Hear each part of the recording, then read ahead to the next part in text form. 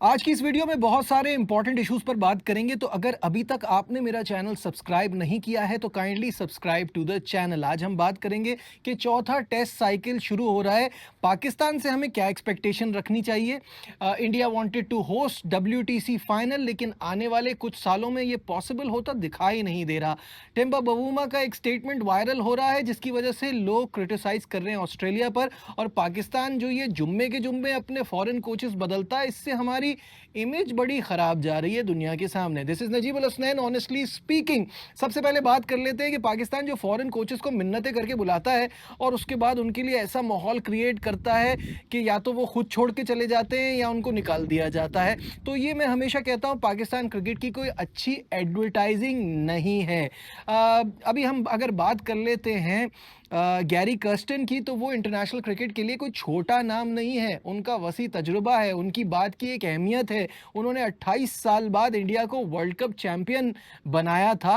तो जाहिर है वो एक इम्पॉर्टेंट कैरेक्टर तो हैं। उन्होंने अभी रिसेंटली एक बरतानवी मीडिया को इंटरव्यू दिया है और जिसमें उनका ये कहना है कि पाकिस्तान के लिए जो कुछ महीने कोचिंग किए, बड़ा हंगामा रहा है उसमें, और वो ऐसी सिचुएशन क्रिएट कर देते हैं कि वहाँ काम करना पॉसिबल नहीं हो पाता। उन्होंने कहा जब मुझसे सिलेक्शन के मामलात में बोलने का की अथॉरिटी ही छीन ली तो मैं कैसे कोई इम्पैक्ट डाल सकता था इन खिलाड़ियों के ऊपर, कैसे मैं बेहतरी की तरफ ले जाता। उन्होंने एक और बड़ी इंपॉर्टेंट बात कही और मैं इस बात से बिल्कुल अग्री करता हूँ। उन्होंने कहा जब बाहर से मदाखलत होती है ना तो फिर चीज़ें चलाना नामुमकिन हो जाता है, और अगर मदाखलत ना हो तो आपकी गाड़ी बिल्कुल सही ट्रैक पर चलती है और ये पॉसिबल होता है कि आप अच्छे चेंजेस ला सकें, आप बेहतरी की तरफ जा सकें। उन्होंने कहा क्रिकेट के मामलात क्रिकेटर्स को ही चलाने चाहिए या वो लोग जो कि क्रिकेट को समझते हों, ये उन्हीं के हाथ में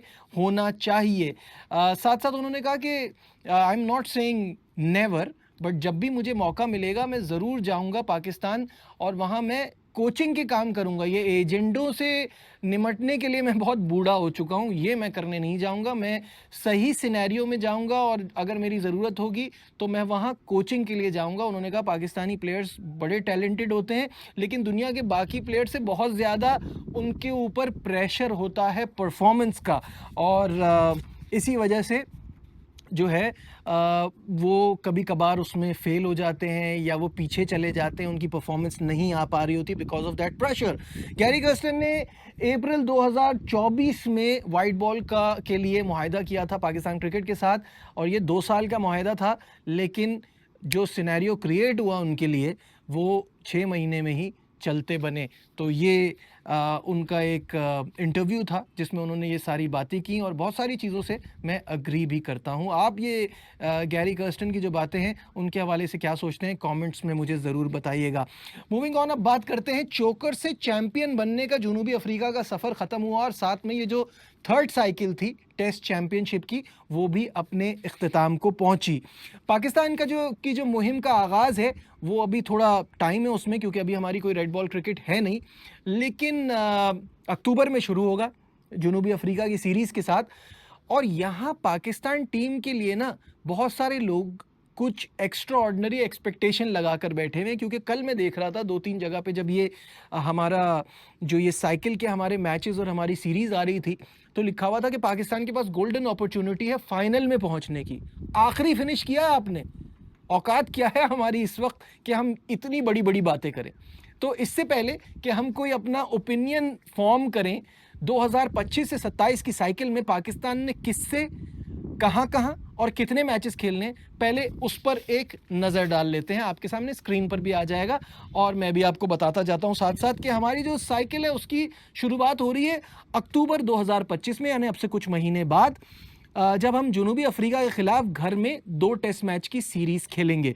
उसके बाद 2026 मार्च में बांग्लादेश के खिलाफ 2 टेस्ट मैच हमें बांग्लादेश जाकर खेलने हैं।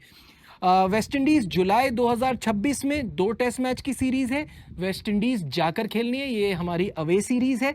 और उसके बाद एक और अवे सीरीज़ है इंग्लैंड में, अगस्त 2026 में 3 टेस्ट मैच की सीरीज़ होगी।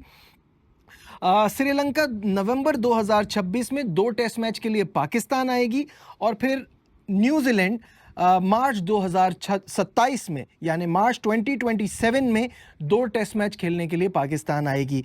तो ओवरऑल ये 6 सीरीज़ हैं जिनमें 13 टेस्ट मैचेस हैं। अगर हम अपनी इसमें से बात कर लेना अपनी होम सीरीज़ के हवाले से, तो न्यूजीलैंड को हम डू और डाई सिचुएशन होगी, हम अपना स्पिन विकेट बनाकर उनको फंसा सकते हैं। लेकिन यहाँ में रीसेंट टाइम में जो न्यूजीलैंड की परफॉर्मेंस है पाकिस्तान में, उसको भी ध्यान में रखना है। जनूबी अफ्रीका के खिलाफ जो अभी हमारी फॉरेन सीरीज़ आ रही है अक्टूबर में, उसके लिए भी मैं यही कहूँगा कि आप स्पिन ट्रैक बनाकर, ऑल्दो वो चैम्पियन है, ऑल्दो वो एक बहुत अच्छी टीम है, लेकिन वहाँ आप कुछ कर सकते हैं। बांग्लादेश ने आपको घर में आकर वाइट वॉश किया था। बांग्लादेश को आप आसान ना लें, वहाँ जाकर ये जो 2 मैच की सीरीज़ है जीतना इतना इजी नहीं होगा, वो आपको बहुत बुरी तरह से ट्रैप करेंगे। वेस्ट इंडीज़ में पाकिस्तान एक ही बार सीरीज़ जीता है, याद रहे वो मिसबा उल हक की क़यादत में थी, उसमें यूनुस खान थे, उसमें यासिर शाह थे, वो टेस्ट टीम हमारी शेप अप हुई हुई थी। इस वक्त हमारी टीम का बहुत बुरा हाल है। इंग्लैंड में अगर आपने बहुत तीर मारा तो आप एक टेस्ट मैच जीत सकते हैं, बाकी सीरीज़ जीतने की जो उम्मीद है ना, वो दीवाने का ख्वाब है, वो देखना प्लीज़ छोड़ दीजिए। श्रीलंका आपके घर में आके खेलेगी 2026 में ही, और वो 50-50 समझिए, क्योंकि उनको आप ऐसे स्पिन में भी नहीं फंसा सकते, वो आपका ट्रैप आपके ही गले ना पड़ जाए। तो ओवरऑल अगर आप पाकिस्तान का 2025 से 2027 का साइकिल देखते हैं तो ज़रा प्रैक्टिकल उम्मीद लगाइए। मुझे ऐसा लगता है कि पाकिस्तान अच्छा करे तो टॉप 5 में फिनिश करे, 4 पर आ जाए, ये पाकिस्तान के लिए जीत होगी। प्रैक्टिकल अप्रोच रखेंगे तो ग्रोथ दिखेगी। अगर आप यही पागलपने के ख्वाब रखेंगे कि हाँ हम फाइनल खेल जाएं, तो मेरे हिसाब से दैट्स कंप्लीट स्टूपिडिटी। तो मेरे ख्याल में पाकिस्तान टीम, अभी हमें बहुत काम करना है अपनी रेड बॉल क्रिकेट पे, हमें बहुत फोकस करना है। हमसे कोई ज़्यादा हमारे मैचेस होते नहीं हैं, हमारा ज़्यादा इंटरेस्ट नहीं होता, और उसके बावजूद हम अगर बहुत ज़्यादा एक्सपेक्टेशन लगाएंगे तो ये कोई इट्स नॉट वाइज। खैर, मूविंग ऑन, अब थोड़ी सी बात कर लेते हैं कि इंडिया जो है वो चाहता था कि अगला वर्ल्ड टेस्ट चैम्पियनशिप का जो फाइनल है वो अपने मुल्क में कराए, और उसके लिए अहमदाबाद का ऑप्शन भी दिया गया था। लेकिन अपडेट ये है, और ये मेरी नहीं है, टेलीग्राफ की खबर है, कि अगले 3 फाइनल जो हैं वो इंग्लैंड में ही होंगे। आईसीसी ने अप्रूव कर दिया है। चूँकि कहानी ऐसी है कि फ़ाइनल होता है जून में, और इस ज़माने में जो हमारा सब कॉन्टिनेंट है इसमें होती है बला की गर्मी, तो ये किसी के लिए भी सूटेबल नहीं है। और अगर चलो गर्मी नहीं भी होगी तो बारिश मज़ा ख़राब करेगी। तो England is a perfect option, because वहाँ पे मौसम भी ठीक रहता है, बारिश वहाँ भी हो सकती है, लेकिन वहाँ आपने देखा क्या एनवायरनमेंट था, क्या एटमॉस्फेयर था अभी इस फाइनल का। और मुझे भी ऐसा ही लगता है कि ये फाइनल होम ऑफ क्रिकेट में होना चाहिए, टेस्ट क्रिकेट का, क्योंकि वर्ल्ड टेस्ट चैम्पियनशिप है और टेस्ट की बात हो रही है, तो वो जो मज़ा इंग्लैंड में आता है देखने का, वो कहीं और नहीं आता। और प्राइम टाइम होता है, जब मैच पीक पे होता है, तो पाकिस्तान इंडिया ऐसे ममालिक में प्राइम टाइम चल रहा होता है, तो व्यूअरशिप और भी कमाल आती है। Don't get me wrong, India बहुत अच्छा फाइनल होस्ट कर सकता है और बहुत अच्छे नंबर्स में व्यूअरशिप आएगी, लेकिन जो मज़ा इंग्लैंड में आता है, वो इस मैच के लिए सिर्फ ये बात कर रहा हूँ मैं, वो कहीं और नहीं आता। अगेन, आप क्या सोचते हैं मुझे कमेंट्स में ज़रूर बताइएगा। आखिर में बात करते हैं लॉर्ड टिम्बा बवूमा की। बवूमा की कहानी ये है कि एक तो उनको सारी दुनिया में पजीराई मिल रही है।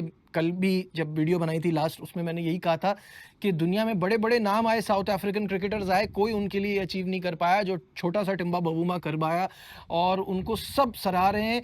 एक तो पहले खसारे में जाने के बाद, यानी फर्स्ट इनिंग्स में इतना बुरा खेला, वहाँ से कमबैक किया, और एक ऐसी अपोजिशन ऑस्ट्रेलिया जिसको हारने की आदत नहीं है, उनको एक तरह से कहा जाए कि वन साइडेड भी कहें तो गलत नहीं होगा, क्योंकि ये पता चल गया था कि किस तरह से खेल रहे हैं और किस अप्रोच के साथ खेल रहे हैं आखिरी जो 2 दिन थे उसमें, और बहुत ज़बरदस्त परफॉर्मेंस देके उनको शिकस्त दी।